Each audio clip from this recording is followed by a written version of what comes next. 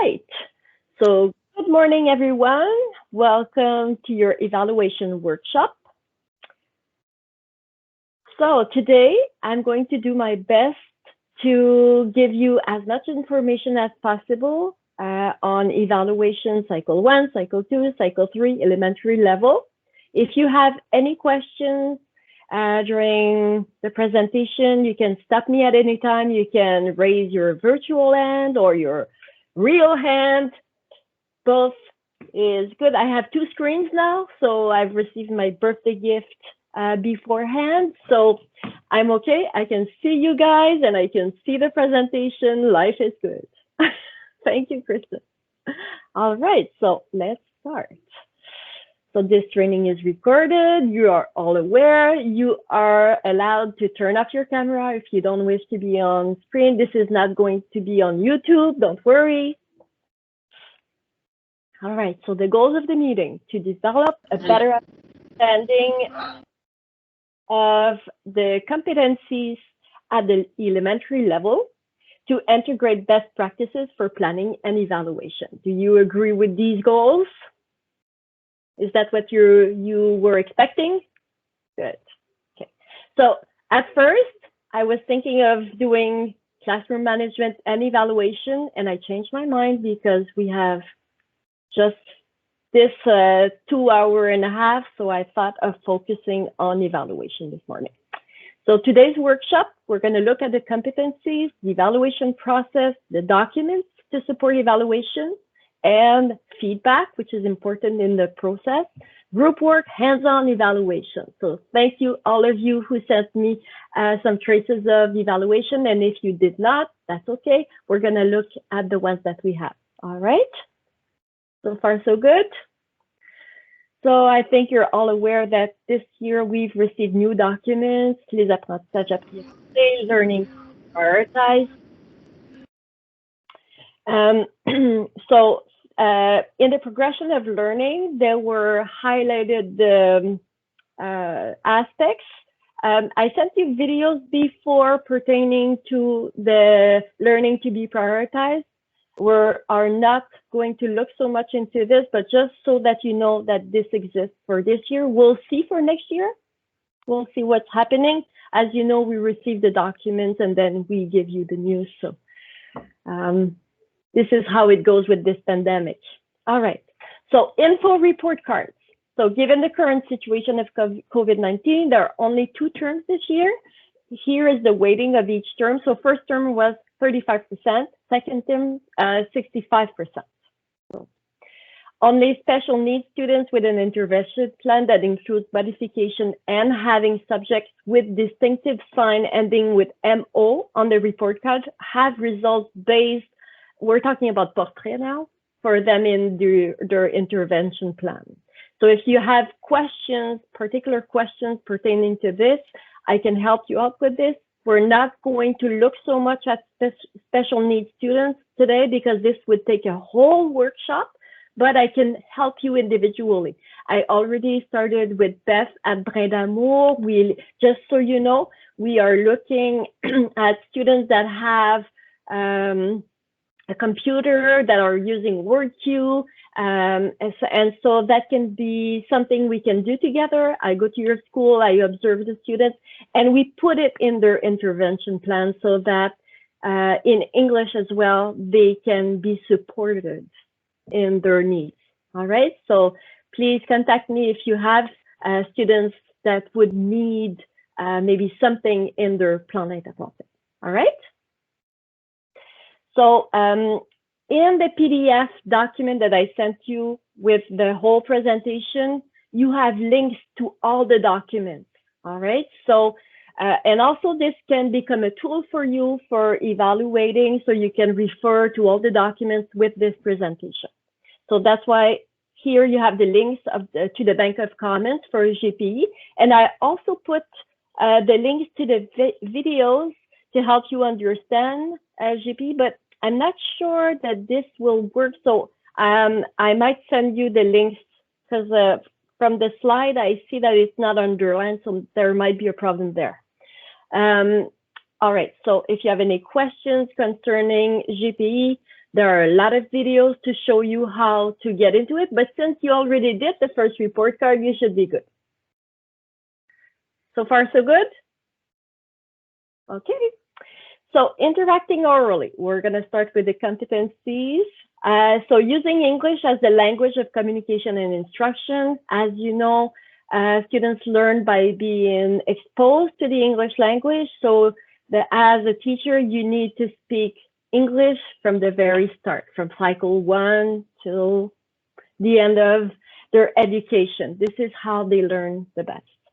So initiating, reacting, maintaining, and ending oral interaction is what they are trying to do. Construction, the meaning of the message, expanding a personal language repertoire, and it's a two-way communication, all right?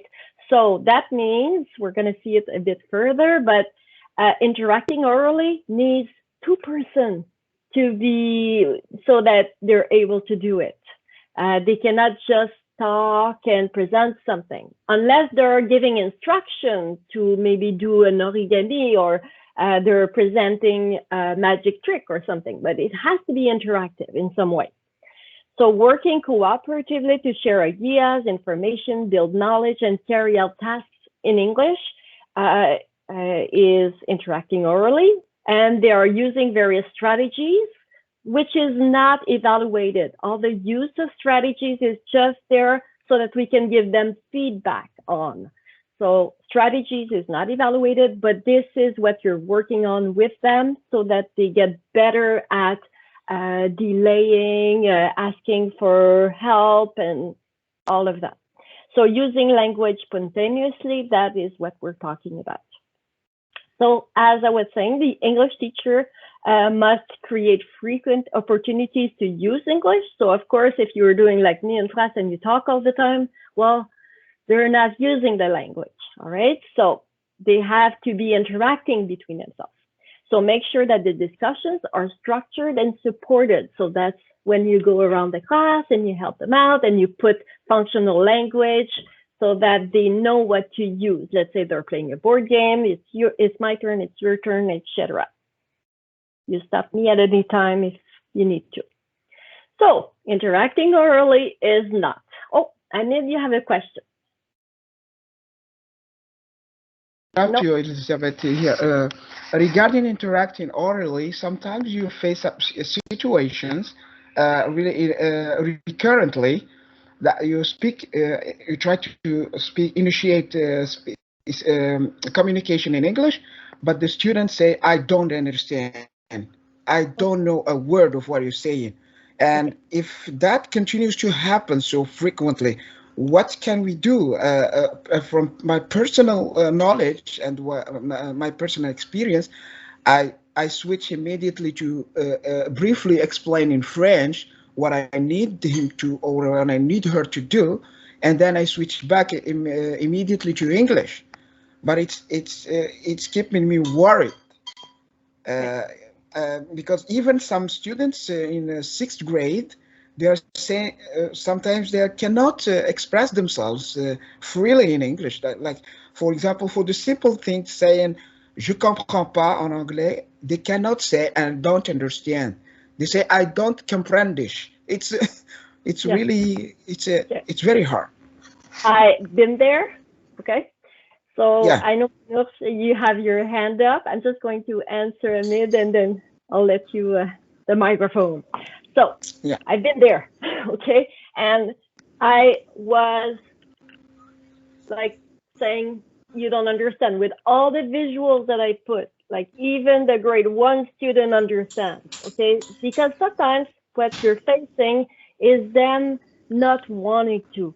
And if you're giving them the easy way out and going to French, well, what's the point?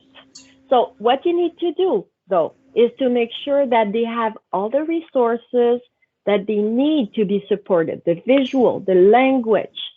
And then if they have all of that, maybe it's something like emotional. Maybe they're afraid.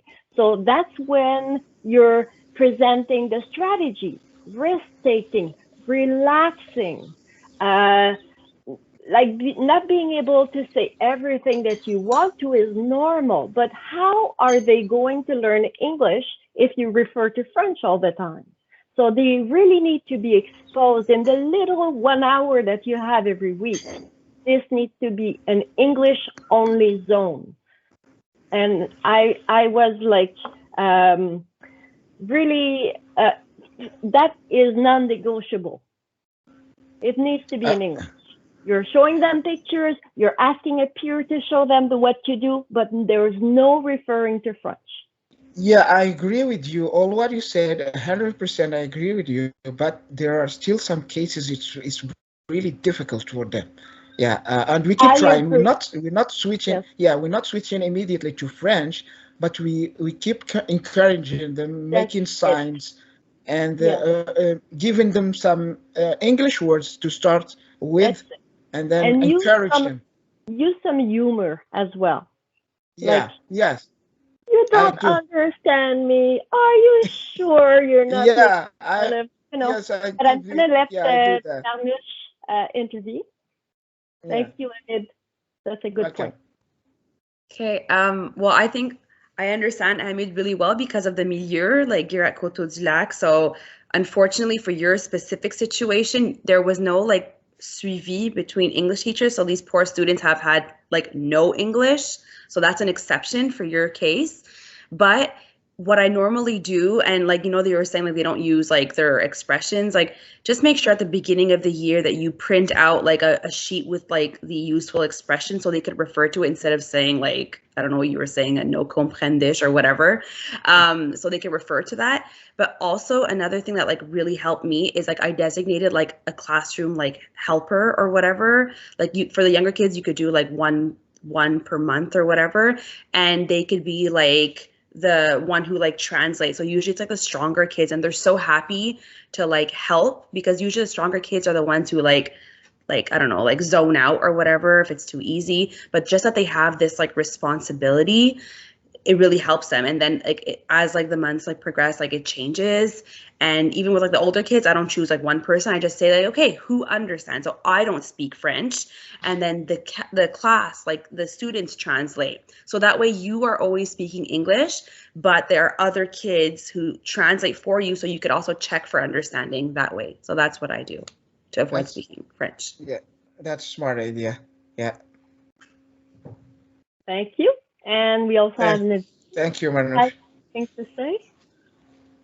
Yeah, for me, Amit, I think what I'd like to do is try and pair up the my Anglophone students, so to speak. That means my stronger English-speaking students with my Francophone students. That way, at least they're getting like a little bit of a boost. And if I don't have that, then what I do is like with my more shyer students, I tend to kind of go to them and work with them personally, like kind of one-on-one. So I'll play a turn if we're playing a game, let's say, for example, I'll do a turn, then I'll point at them and I'll say this. Besides that, I have it already on the screen of what they're supposed to be saying. I tell them to let's say we're working a particular chapter in a unit. I say like, oh, let's open on these particular pages, and we try and follow it. So it helps a little bit. It's not the best, but it does help, and it makes them feel a little bit more comfortable. Thank you, Vivian. Okay, so interacting orally is not prepared or rehearsed at home or in class, oral presentation in front of class, reciting a poem, a sketch, or a play, reading a text out loud, reading a pre-prepared answer to a question out loud. Although with special needs students, we do prepare them sometimes. Reading a functional language poster aloud. They have to use it in context. Reciting the lyrics to your favorite English song, but that to be said except in cycle 1. Okay, so documents now. We're getting into it. Nivin, do you still have a question or is that a sticky hint? Sorry, that's just a sticky. Sorry. So all results are based on the program and judgment is based on the evaluation criteria presented in the primary learning assessment framework. So we have cycle 1 and cycle 2, the programs. Have you all seen this before? It's okay if you did not. Some of you are new. That's why this is called New Teachers Workshop. So That's why I'm presenting everything. So this is the elementary cycle 1. By the way, all the links to the documents are in the presentation, so you can go and look closely at the documents later on. So the program targets oral aspects of the language, and students are spoken to in English only right from the start. So that's very important. So the program promotes learning in a variety of ways: listening, imitating, singing, performing, speaking, interacting, retelling. Students' reading and writing skills will not be evaluated. All right, any questions so far? So there are 2 competencies in cycle 1 instead of 3. So the first one is to act on understanding of text. So as I was saying, the strategies are not being evaluated. They explore authentic text orally. So it's basically songs, rhymes, stories, and functional language. So we're really trying to get them to love English. Okay, so it's more taught in a way that they are having fun playing, singing, and like William was telling me yesterday, playing the guitar and just having fun all together. So they're still really young, and we're not expecting them to be sitting down and writing the whole time. I know I used to use puppets and stuff just to make it fun. Anybody has anything to say about that? Like this first competency? Are we good so far? Okay. So it's basically the demonstration of understanding of text by doing movements and repeating words that we hear, and using words and expressions from text. And the use of learning strategies, they are already at this point being taught those strategies: to relax, to take it easy, to take risks, to participate. Okay, so the second competency is to communicate orally in English. So it's very small, mind you. It's 1 hour a week. Okay, so they're not going to speak very much unless they speak English at home already. So it's the demonstration of understanding of oral messages, the use of words, strings of words, and short expressions that they have been taught. And they are using compensatory learning strategies because they don't know very much. It's only the compensatory learning strategies. So they are transmitting simple messages.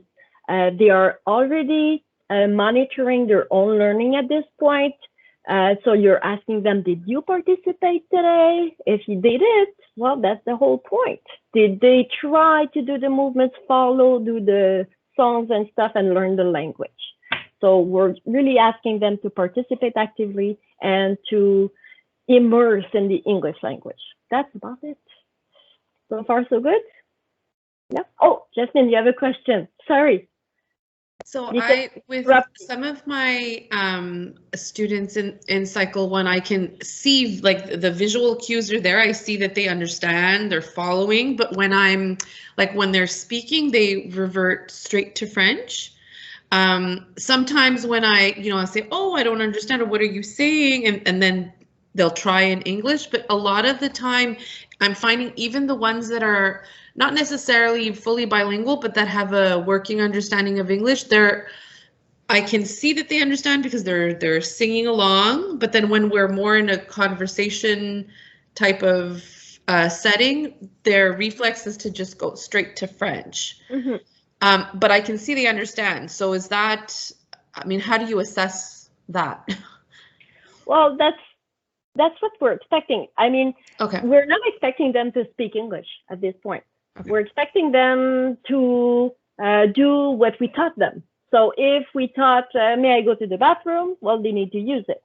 If we taught, I have a question, well, you see, what we teach is what we assess.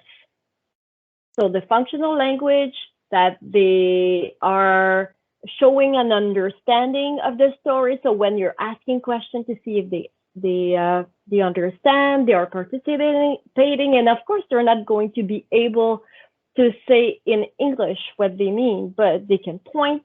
So we're talking about gestures at this point to show understanding. Just like, let's say you would be learning Chinese and you would be in China, and at first you would just point to the soup that you want, right? because you couldn't say the word of the soup that you want. So, and you would say ni hao, and that's about it. So you have to put yourself in their shoes. So what's expected of them is to try. And the assessment is on participation and on repeating what you taught them. I hope that answers your question. And Yeah, it does. Thank you. And if I don't see your hand, please interrupt me. All right? Okay, so we'll continue. So this is just, I love pictures because we understand so much from them. So the act of understanding of text is what takes, is what is really the focus of cycle 1. And to communicate orally in English is very little compared to it, all right? Compared to cycle 2 and 3. So at this point, they're more in observation and trying to understand than talking, because this is the way language is learned. When we're a baby, we start by observing a lot and we try the sounds. Well, it's the same thing when you're learning a second language. You're trying to get it all in before you express, all right? So listens to messages, transmits simple messages, monitors own learning. We're talking about self-evaluation, which can only be at the end, how was your participation? And they can show you fingers. You can take a picture to see. You can write some notes. So, and to act under understanding of text, to explore authentic text orally, to use the knowledge from text, and to monitor their own learning. So in both competencies, they need to understand what they need to do. So you need to tell them what success looks like. You need to tell them that you're expecting them to participate, that you're expecting them to repeat. This is what you want. So if they know what they need to do, then you assess it and they assess themselves. So they're really integrated in the evaluation process. And the reason for this is for them to get closer to what you want them to achieve. Because you're not judging your final, of course, grade on their evaluation of themselves, but it's really more to self-reflect on what they need to do. That's the whole point of self-evaluation. Okay, so cycle 1 program, 2 competencies, cycle 2 and 3, 3 competencies. So you see, to act on understanding of text becomes to reinvest understanding of oral and written text, and to communicate orally in English becomes to interact. So it becomes more an interaction. It's not just repeating. And you are adding to write text, which is very, very small in the 3 competencies. So you can see that interacting orally in English is our main focus in elementary school, and it stays the same part of secondary school as well. No questions? All good? Okay. So cycle 1. So what you want to look at when you're evaluating are the end of cycle outcomes. So in grade 2, what do we want them to be? What level do we want them to be in grade 2? Because they're starting in grade 1, and at the end of cycle 1, what do we want? So we want them supported by the teacher and appropriate visual support. That's very important. You're going to support them to identify orally familiar key elements and main events of text. So with the help of various media featuring authentic audio models, they will perform the songs, the rhymes with their group, saying most of the lyrics and using appropriate gestures. So that's important as well. So if you can add gestures, because as you know, cycle 1 students, they like to move. They are like, it's part of them. They need to move. They can't be sitting down all the time. So you need to make it fun. It needs to be active. That's how they learn the best. So they have developed an ear for the English language through the songs, rhyme, stories. So that's pretty much it. Any questions for competency 1? No? So competency 2, to communicate orally in English. So by the end of cycle 1, through continuous exposure to an all-English environment, they have acquired the overall understanding of the language commonly used in the classroom. So just what you need in the classroom. They're not learning about anything else for now. And they respond appropriately in familiar situations. So you're creating a routine. That's how they're learning the best. So supported by the teacher, students participate orally in the classroom life using only English, only the words that they know. All right. So they're going to draw upon their personal language repertoire to transmit simple messages as they respond verbally. They express their needs. I need to go to the bathroom. I don't have a pencil. I don't understand. I don't feel so good. I love you. Things like that. So they're going to be using strategies. Again, these strategies are to help them, to support them in this process so that they feel good. So directed attention, they need to be focused. They need to take risks. So physical response. So as I was saying, it's really, they need to move. They need to, this is a type of pedagogy, a physical response, asking for help effectively in appropriate situation. And it's always guided by the teacher and with lots of visual. So as I was saying, they're also self-monitoring and doing self-evaluation for both competencies. They should be doing it at the end of each class. So they know what is expected of them and they evaluate themselves. Did I do good? Oh, I'm going to do better next class. I'm going to participate more. This is how I learn. Okay. Stop me if you need to. So evaluation is an integral part of learning. So throughout the cycle, the teachers, they guide and support students' learning and assess the development of competencies. So for example, to help students monitor the use of the strategy directed attention, you may ask questions such as, did you listen to the teacher? Did you pay attention to the, like Amit was saying, so you refer them to all that they can use to help understand. Did you look at the flashcards? But of course, you need to provide those. Did you try to understand? Okay, because in the students that are saying, I don't comprehend this, I think they're playing you a little, you know. So how did you participate? Did you respond to the instruction? Did you join the song? Did you sing along? Did you do the gestures? Did you react to the story? Oh, I'm so surprised, or I'm afraid. So you're going to be mimicking, you're going to be making it big for them so that they enjoy it. So to help students monitor their use of English in the classroom, teachers may ask questions such as, did you use your English words? Did you respond in English? Did you participate? What day is it today? Today is Monday. Did you communicate with your friends in English? Did you speak only English today? I remember, like, only English, that was a thumb up, and you could send a little thing home in their agenda saying only English today, yay, to so that they can show their parents. All right, so did you learn new words, etc. So these are all the things that you can tell them, part of the self-evaluation at the end of class. Your evaluation criteria, so you should take special note of the following. So make use of the strategy, but not for evaluation purpose, just to support them, to help them better, for feedback, so that they are doing better next class. And to gather relevant data on the evaluation criteria, you need to be observant of their ongoing participation. So you need to have observation grids, reflection sheets for them, and you're taking notes. That's all for cycle 1. That's pretty much it. So that's what you're doing. You're taking notes, you're filling in grids. Did they participate? Did they use the words or not? So it's based on your observation. Any questions? Nope.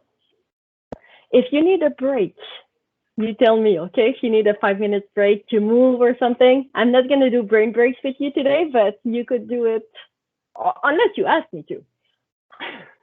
So the essential knowledge, contextual knowledge, yes, you can stand up also and move a little.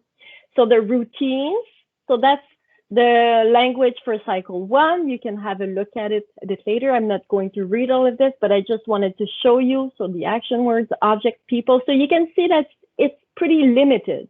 The repertoire of words, we're not talking about a lot of things as we would in cycle 2 and then in cycle 3. So it increases. So these are all the strategies, the cultural elements. That's a big part of cycle 1. I remember I used to teach them like songs to be playing outside at this point in the school year. So all the games that Anglophones they play outside. So I used to teach them at this point in time. That was fun because we were outside playing hopscotch and stuff like that, but they were doing it in English. So it was kind of an English recess. So just an idea. So the framework, that's what we're going to look at now, defines the criteria on which the students' results must be based. So these evaluation criteria are based on the ones in the Quebec Education Program, which I showed you before. But the framework defines it with criteria. So have you seen this document before? If you did not, you again have a link to go and see it. And that tells you the percentage for cycle 1 to act on understanding of text is 60%, whereas to communicate orally in English is 40%, right? So for cycle 1, the use of learning strategies, I highlighted that because they must be provided with feedback. It's not considered when you're doing the evaluation, their use of strategy, but it's not for the report card, but it's really to support their learning. That's why we're teaching so many strategies. That's why we're talking all the time about strategies in ESL. So the evidence of understanding of text, these are the information clarifying the criteria. So are they using the words and expressions from the text? So in your observation grid, this is what you check each class. Are they using the words? In the actions to perform songs and rhymes, are they using the words and expressions in the recurrent passage? You know, when you have stories that are repeating, so are they trying to say it with you? Are they using the words from text and provided resources to create a personalized version of text? That's only in grade 2, as you can see. And what else? Evidence of understanding of oral messages, because this was for text. So reaction to messages using verbal and non-verbal responses. So we accept gestures at this point. If they're doing gestures to be understood, that's fine. Are they using the words and expressions to transmit oral messages? And again, the use of strategies, which is not being evaluated. So that's an example of an evaluation grid for cycle 1.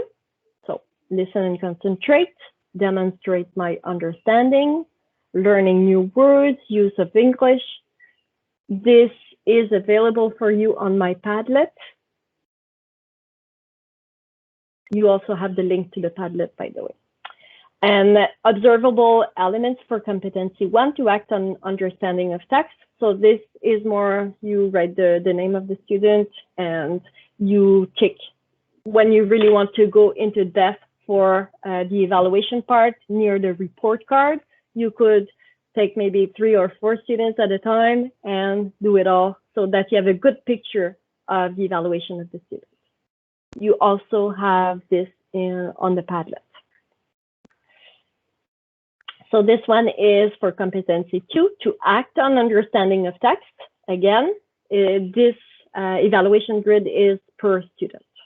Okay, so afterwards, if you do have parents calling you having questions, well, you have all that you need to explain what's going on. And because we have so many students, it's hard to remember exactly what they did and when. That's why you need to take notes and that you need to back yourself and you need to have many traces of evaluation. That's why I'm saying every class, take 2, 3, 4 students and evaluate them, okay? And if you can do more, do more.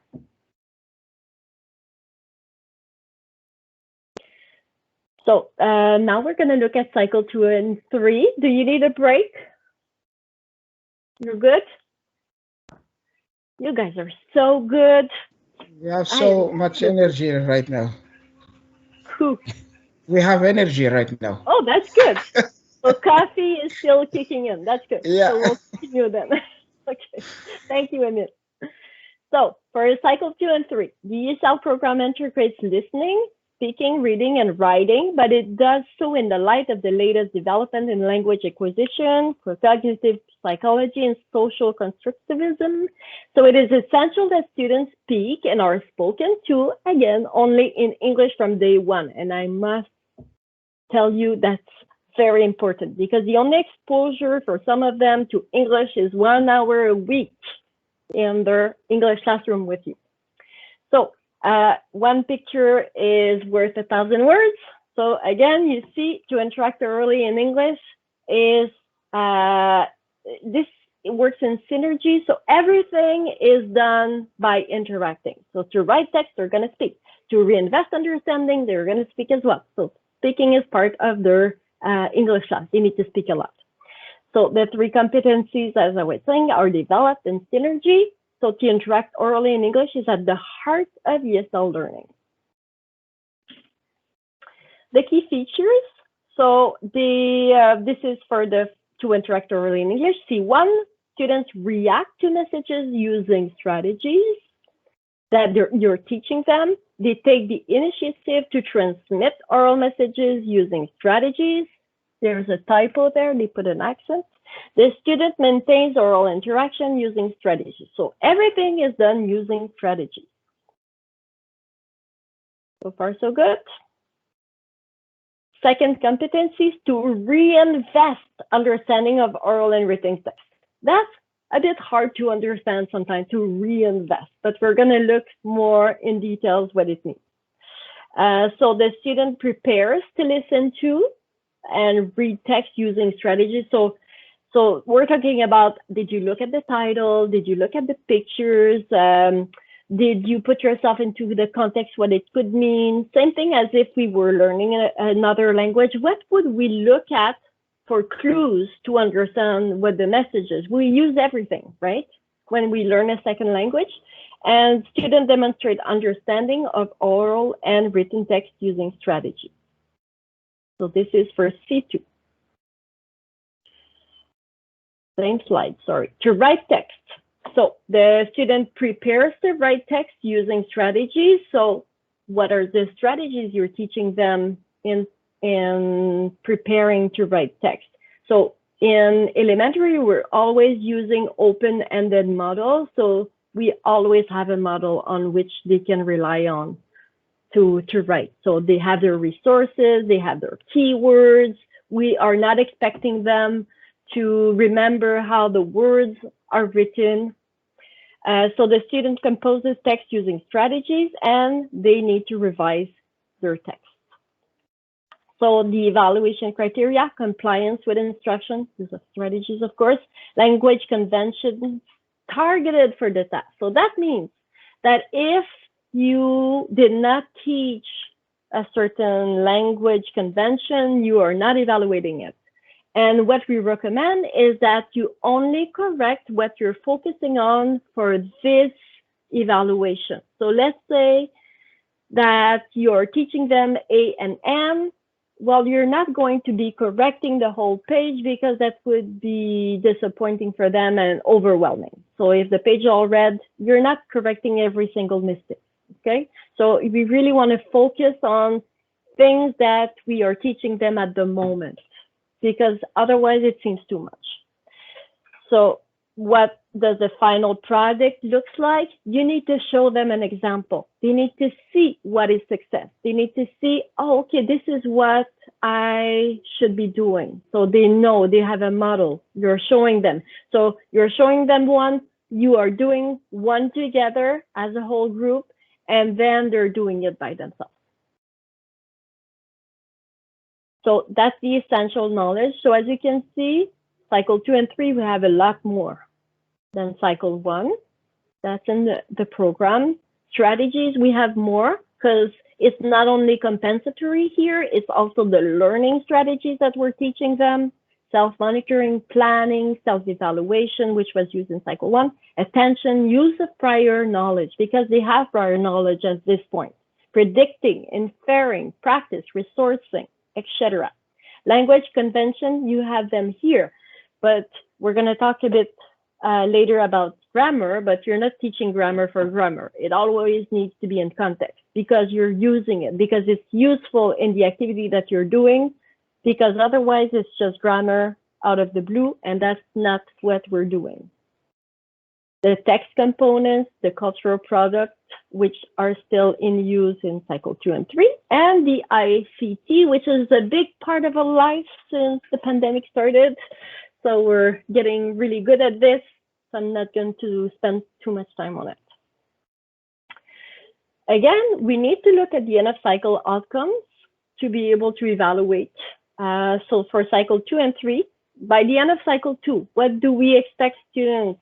What is the portrait of our student at this point?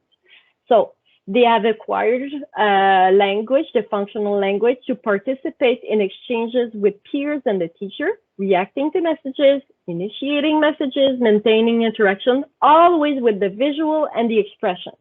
They are short in duration, they're not going to speak for a very long time, and they may be spontaneous or initiated by the teacher. Students are able to correctly use the functional language frequently employed in class. So if we teach them, we expect them to use it. And their pronunciation can be understood by an English speaker. So at this point, we're correcting pronunciation. Students apply the compensatory strategies for the cycle autonomously because they were seeing it in a cycle 1. It should be integrated by cycle 2. Okay. And they apply some learning strategies with the teacher's assistance because this is new, with the help from peers and the teacher, they make effective use of the visual support and because you're providing a lot of resources. Now, by the end of cycle 3, students show confidence and autonomy in interacting. They interact more spontaneously and effectively. They are reacting, initiating messages, they are maintaining interaction, which means tell me more, oh, that's so interesting. So the exchanges are in the classroom situation and are more sustained. It can be spontaneous or initiated by the teacher. They make creative use, this is new in cycle 3, of a wide range of functional language. So we're expanding the range of language, and they communicate personal messages more easily. So that's what we're expecting at the end of cycle 3 in grade 6. They are seeking help from peers. They're not as often from the teacher. So that's an important point as well. They're going to see their friends for help instead of always the teacher, okay? And I used to say to them, ask 3 before me. So ask 3 students before you come and see me, because there is only one of me and there are many of you. Otherwise, you're overwhelmed. So for competency 2, am I going too fast? Is it okay? You're very quiet. Okay. So what are we expecting cycle 2 students at the end of cycle 2? What are they looking like? So by the end of cycle 2, students demonstrate their understanding of various types of text. They use functional language and words drawn from text. They identify and describe certain key elements and demonstrate understanding of the overall meaning. They use the contextual cues autonomously sometimes, that's what they're saying, and they apply some learning strategies. Again, this is new, with the help of peers and the teachers. They reinvest their understanding by carrying out tasks. So it's not just the understanding part, it's also the reinvestment task, which means that they're taking information from a text, oral or written, and they are doing something with it to deliver a personalized product. It can be, for example, a bookmark based on a book that they've read. It can be, I'm sure, Beth, you have ideas of an example. I've seen some projects that you did. I don't want to put you on the spot, but.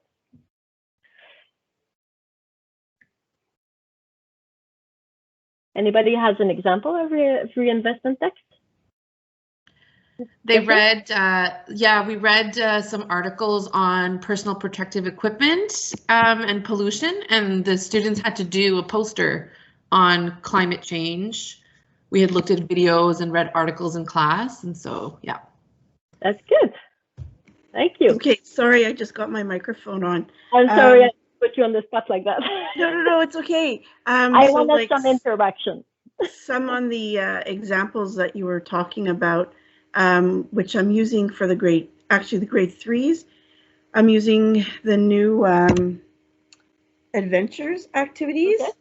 And I find in grade 3 that it's really set up really well for that, where they could walk around the Okay. classroom asking information. We're on an animal unit, and it's like, what is your favorite animal? And even for the kids who have trouble with that, like you said, showing examples, setting up models, using targeted language, and then you're walking and you're listening, are they using that language? So you're pinpointing exactly what you want to hear, and they have a resource because they're using their activity books, walking around the class, doing that. And then, you know, for the comprehension part, they'll have a text that they have to read with questions that they find. So I've been teaching them how to look through the text. And I tell them they also could use their strategies is a question would have the keywords to look for those keywords in the text, even though they may not understand all the words. Mhm. I try to explain to them and teach them that look for the words that are important and the targeted words that are in that question, and you should be able to find the area. And like grade 3 and 4, the texts are shorter. That's it. So it's not as hard. And the beginning ones, like in the beginning of the year, you really go through it because I find grade 2 to 3 is a huge jump for them, especially in the comprehension. All of a sudden they're reading these longer texts that they didn't have to do before. And now all of a sudden it's like, you know, half a page or something. And they're like, oh my God, I can't read English. I don't understand anything. I said, that's okay, because I'm teaching you now. That's it. And you need to teach them all the strategies like scanning and not being able to understand everything. Yeah, that's why the Yeah. strategies are so important. Thank you, Beth, for your example. Yeah. I promise not to put you on the spot again like that. It's okay, because it's funny. I was in the Nearpod and I couldn't see anybody because came out of Teams. And then I'm like, oh, you're talking to me. And then I'm like, okay, I got to get to my microphone. And That's the trick, right? When I you're am still online, figuring I think this I'm out. gonna call on This someone else. part, yeah, okay. Yeah. Okay, I haven't seen William for a while. Are you still there? Yeah, I'm listening to everything, to everybody. This is all brand new to me, and I'm teaching at distance, right? So I'm We're just. seeing your guitars now. Oh, yeah. Oh shoot, sorry. Sure. I'll get rid. It's just a background that I had from a photo. Okay, That's from okay, my. okay. That might be because I'm using my business account for logging in here. Anyways, Okay, plug it up. no It's a problem. nice background. It is. Thanks. It is. So on this topic, just because I was listening to everybody, again, I'm at distance, which sort of it changes the way you do the evaluations. But my grade 6s did a travel brochure, and they had to pick a place that they've never been. So it involved doing some research on places that they would like to go and learning from scratch all about the spot. And then they had to, in breakout rooms, present their posters. It's a fold-out brochure type thing with pictures and text, and it's a directed kind of text because you want to encourage people to come and visit your spot. Oops, I have tape over my camera. There you go, perfect. I'm not doing well today. I do that just so that I don't have a whoops sometimes. So there we go. I do exist. I am here. So anyway, that's kind of what I'm doing online, but it's not the same as having, you know, the dynamic in a live classroom. But if I can get a breakout room with 4 kids and at least 2 of them are participating, because that's the other problem, then we have some kind of synergy going on. But it's not always a guarantee that every kid is going to speak up, and then you're hopping from breakout room to breakout room, trying to, you know, reignite the fire. Mhm. So yeah, it's always interesting. Well said. Yeah. You can always use your recording tools. So you record every room so you know what's going on. All right, thank you very much. I might put you on the spot again. All right, so I think we were done with this slide. We're going to move on because we still have a lot to cover. So the framework defines the criteria on which the student's results must be based. Again, so we're looking at the framework for cycle 2 and 3, which completes the program. So for cycle 2 and 3, so cycle 2, 50% to interact orally in English, which decreases in cycle 3 to 45%. Cycle 2 and 3, reinvesting understanding of oral and written text, so it's 35%, stays the same. To write text, cycle 2, 15%, and then cycle 3, 20, so it increases. So it's interesting to know about this, I think. So this is an evaluation grid for C1. For this is for grade 6. So I just wanted you to see how it changes from this is letters, because I know we need to put in grades for the report card, but between you and me, letters are easier. So let's say this is why we use letter, and then we transfer it to grade. All right. So for the use of functional language, if I'm just going to deactivate the microphone. Okay. So if the student is an A, it means that he uses functional language. FL is for functional language spontaneously, and then effectively. Some functional language, very little, ineffectively does not use functional language. And when you're evaluating them, it's not to say, this student doesn't learn anything, he does not speak at all, so there's no point. No, it's to provide them with feedback and saying, listen, you have to participate. You have to use the English. Otherwise, I mean, what am I evaluating in your interaction? Nothing. So it's really in the process of evaluation, you're doing it, but to support learning, you want to see a progression throughout the year.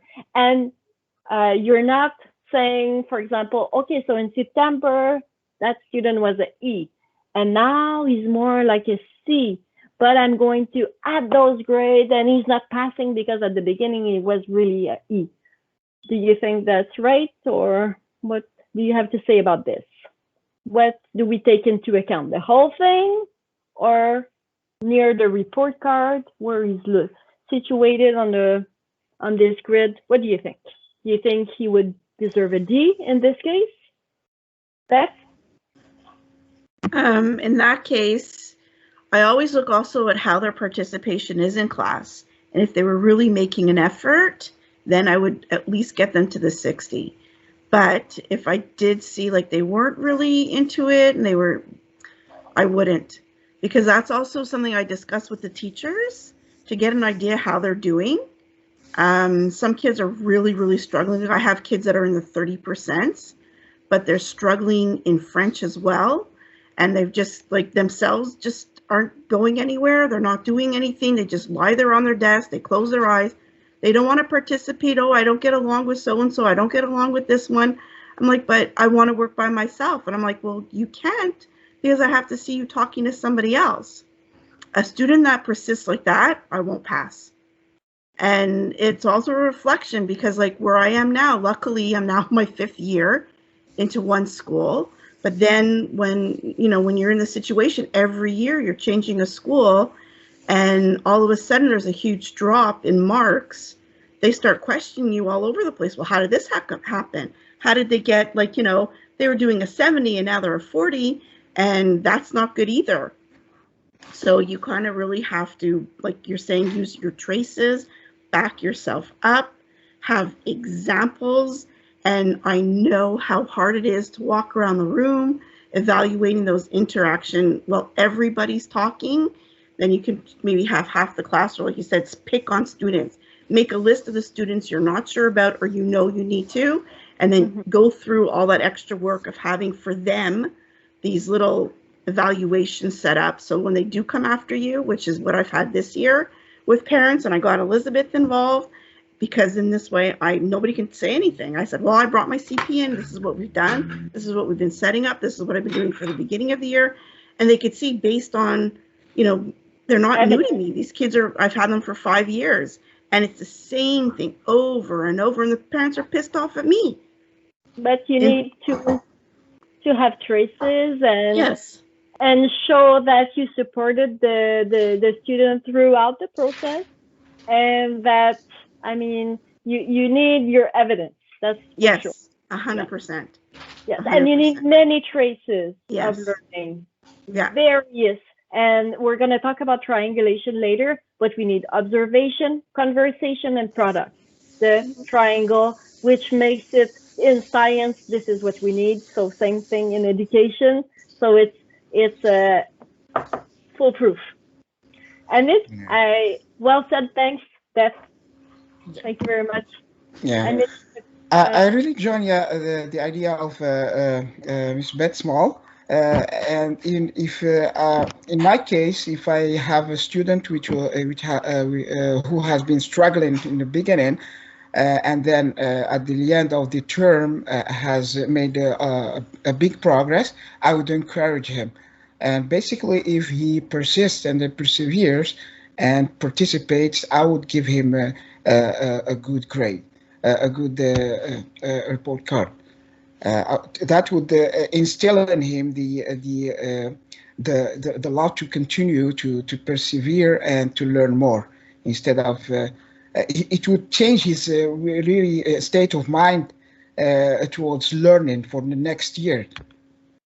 That's important to me. I would encourage him definitely. Well, you haven't seen it yet.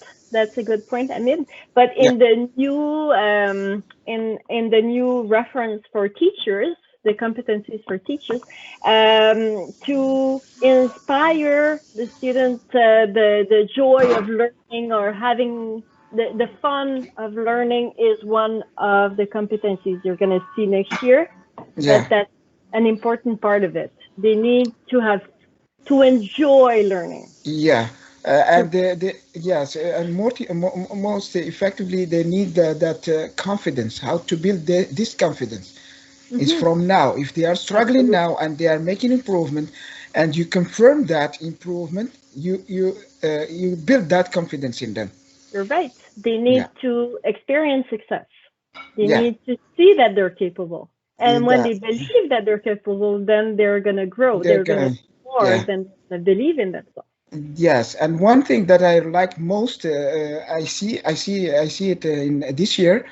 Now the students are greeting me in English, using English. When I'm in surveillance in the morning, good morning, Mr. They do it spontaneously, and I oblige them if they want to go to the bathroom, the washroom. You need to say it in English, otherwise you stay. I wouldn't hold them, but definitely they do it. I don't understand. What are you saying? What? Yeah, no, they. And then say you can point to the. I used to point to the because nowadays we had the posters in the class. All now cycle with 2 this and cycle situation, 3. it's not so obvious. Yeah. So we're just gonna continue because I see time is running, and we still have a lot to cover. Okay, but thank you very much.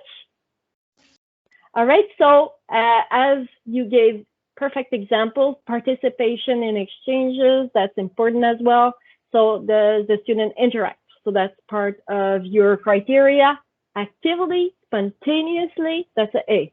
Actively, perseveres when prompted. So only when prompted, occasionally, or does not participate. And the goal of this is to have them like transfer from an E to a D to a C to a B to an A through the year, if they were at that point. Maybe they're an A at the beginning, depending. So the use of strategies, again, is for feedback only. Cycle 2 and 3. Oh, I'm sorry, we can't see very much. This, I guess my picture is not so good. So here, I just wanted to show you the information clarifying the criteria. You can always refer to the documents, the real document. So it's the use of functional language. So it's targeted useful expressions and vocabulary that you taught them, and the combination of useful expressions and vocabulary, pronunciation of frequently used expressions, participation in exchange, in classroom routines, perseverance, initiation, maintenance, and reaction, from what I can see. Or I need glasses, I don't know. Did you see well the previous slide, or? Yes, no? Let's continue. Okay. So evaluation grid for C2, evidence of understanding of text and the use of knowledge from text in a reinvestment task. We talked about this before. So what we're gonna wanna look at is, does the student show an excellent understanding using lots of functional language and many words and expressions from text? Or is it an understanding, some understanding, little or poor? And from the use of knowledge from text in a reinvestment task, so does he select and organize information effectively and with ease, or effectively select and organizes, not with ease, select and organizes some information when guided by the teacher, and does not contain information and it's mostly copied from the text. So you see the progression. That talks, this is for grade 6, by the way. To write text, this is information clarifying the criteria. So application of targeted language conventions, the use of grammar targeted for the task. Again, you're not evaluating all the grammar that you taught, only the targeted for the task. Use of punctuation targeted for the task. Spelling of words from provided models and available resources. You're not expecting them to write the word correctly if they did not have a model or a resource. The characteristics of the written text. Is it on topic? Does it respect the required text form and requirements? Is it well structured? Does it take the intended purpose and audience into account? And is it creative? And again, the use of strategies. You need to show them the strategies in order to write text. So that's your part. The evaluation grid for writing. So this is for grade 6 again, because you see it's 20%. So application of targeted language convention applies all the targeted language convention, most, some, few, or does not. The characteristics of a written text surpasses task requirements and always takes purpose and audience into account, follows the requirement, takes purpose and audience into account, follows some, with teacher support, follows few when guided by teacher, or does not. So you see, again, how to evaluate C3. Do you have any questions? Nope. Okay. So observing in action C1, what should I see? Are they actively participating, using resources, helping each other, taking turns, actively listening? If they're not listening to their partner, how can they react to the partner? So it's an interaction. Are they looking at each other? Are they nodding? Are they inviting other students to participate in the group? What about you? What do you think? So that's all the functional language that Beth was talking about at the beginning that you should be providing your students with at the beginning of the year so that they have it in their duotang or binder. Are they persevering, not giving up, not saying no speaking, understanding English toaster? And are they taking risks? What should you hear? Students trying to speak English, using gestures, strategies, asking questions, encouraging each other. That's so good. That's great. I used to do it big, you know, just to exaggerate so we would have fun. So that's the whole point. Have fun, and they're going to have fun participating with you. So are they staying on topic? The 3-step of C2.